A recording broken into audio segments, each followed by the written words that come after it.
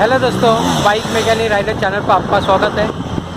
दोस्तों, एक सब्सक्राइबर है, इन्होंने पूछा है सर जी मेरी बाइक की बैटरी डाउन है, इसके लिए मेरी बाइक बंद होती है क्या, ऐसे इन्होंने पूछा है। तो दोस्तों, इनकी बाइक तो बंद होती है लेकिन कारण अलग अलग हो सकते हैं। मैं वीडियो बनाना चाहता हूँ अलग अलग कमेंटर्स के लिए। जैसे मेरे सब्सक्राइबर अलग अलग बात पूछते कि हमारी बाइक बंद हो गई बीच में, कोई पूछता पहले गियर में, दूसरे गियर में या स्लो करते ही बाइक बंद हो गई, इसका अलग अलग कारण। जैसे आपने कहा है, आपने पूछा है मेरी बाइक की बैटरी डाउन हो गए, इसके लिए मेरी बाइक बंद हुई क्या, ऐसा पूछा है, तो इसके बारे में हम लोग बात करते हैं। तो दोस्तों, सबसे कहने की बात, अलग अलग फैक्टर देखते हैं। मेन फैक्टर होता है बाइक बंद होने का, वो आरपीएम सेटिंग का फैक्टर होता है।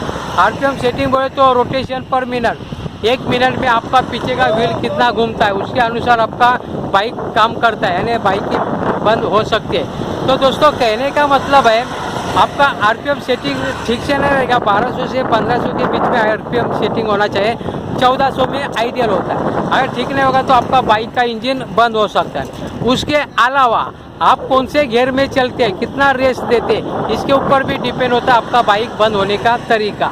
क्योंकि आप अगर कम गियर में चलते हैं तो आपका स्पीड कम होना चाहिए, आप ज़्यादा भगाने की कोशिश ना करें, बाइक बंद हो जाएगी आवाज़ करके।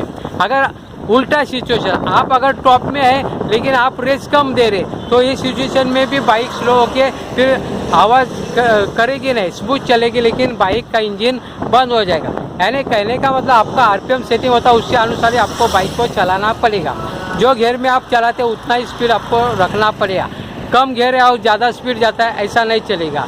ज़्यादा मोटा गियर ज़्यादा टॉप में डाले, टॉप में रहेगा लेकिन आप स्लो चला रहे तो ऐसा नहीं होएगा, आपके बाइक का इंजन है वो बंद हो सकता है। तो ये भी एक फैक्टर है बाइक बंद होने का, चलाते चलाते। कभी कभी क्या होता है, बाइक का जो स्पेयर पार्ट्स है उसमें भी गड़बड़ होएगा, फिर भी बाइक बंद हो जाएगी।